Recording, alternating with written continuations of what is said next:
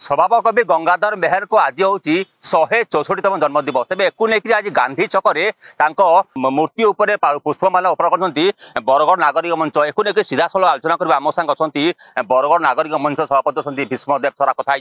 आज्ञा आप स्वागत करुच्ची आप आसी स्वभाव कवि गंगाधर मेहर पुष्पमाला अर्पण कले कौन कहे देखो निश्चित भाव में आज स्वभाव कवि गंगाधर मेहर 164तम जन्मवार्षिकी अवसर में मुझे समस्त को सारा बरगढ़ जिला तथा देशवासी को स्वागत करुच्ची। आप जान जे बरगढ़ बरपाली रे जन्मग्रहण करते स्वभाव कवि जो लेखनी विश्व देख मधुमय जीवन एवं जो अन्य कविता अच्छी से सारा विश्व से आज प्रचलित इंग्लिश रे ट्रांसलेशन है हिंदी रे ट्रांसलेशन है विभिन्न भाषा ट्रांसलेशन कर यूनिवर्सिटी मान मध्य पढ़ा जाए। आज जदि बरगढ़ साहित्य संस्कृति जो देखमा निश्चित भाव में आम गंगाधर मेहर को तार क्रेडिट निश्चित भाव में पाखी जावा ये द्वारा जेन साहित्य परिचालित है आज बरगढ़ जिले में से आज सारा विश्व में उद्यम मानिक अच्छे। तो देखुवे जेहेतु गंगाधर जन्म बरपाली एक नहीं बरगढ़ गांधी छकरे समस्त बरगढ़ नागरिक मंच तरफ ये पुष्पमाल्य अर्पण कराई आम संग अच्छा वरिष्ठ सांबादिक अच्छा विवरंजन तरासिया बालाजी विवरंजन तरासिया कथा कौन रही इतिहास स्वभाव गंगाधर मेहर आज हूँ पवित्र श्रावण पूर्णिमा स्वभाव कवि गंगाधर मेहर पुण्य जन्मदिन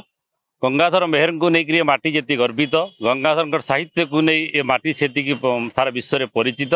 गोटे मात्र कवि थे गंगाधर जी कि जदियो मुनि ऋषि मैंने कहते जीवनटा जंत्रणादायक जीवनटा हूँ दुखमय किंतु गंगाधर मेहर यही माटीर कही विश्व देख मधुमय रे जीवन विश्व देख मधुमय समग्र विश्व को मधुमय नेत्र देखिबार गोटे मात्र कवि थे गंगाधर एवं तांकर साहित्य कालजयी बर्तमान से केवल बरपाली की बरगढ़ सीमित नुहति समग्र विश्व बर्तमान ये तपस्विनी काव्य समस्त ग्रंथावली को अनुवाद करुच्ची पढ़ुची अधिक रु अधिक गंगाधर आहरी आदरणीय होती ग्रहणीय होती आपड़ जानी खुशी हे गत काली फकीर मोहन माटीर गोटे सारस्वत गोष्ठी बरपाली को आई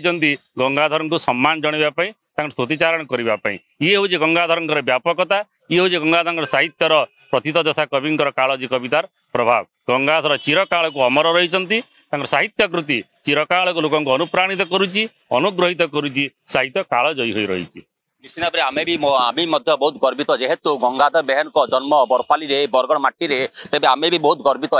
समग्र भारत वर्ष में समग्र ओडिशा रे स्वभाव कवि गंगाधर मेहर प्रतिमूर्ति पुष्पमाल्य अर्पण कराऊँच तेज एक नहीं आज बरगढ़ जिला जेहेतु बरगढ़ नागरिक मंच तरफ ये पुष्पमाल्य अर्पण कराऊँच एक नहीं बरगढ़ जिले में सबुआड़ प्रशंसार छुटुची Bargarh camera person Subhash Dhora report studio.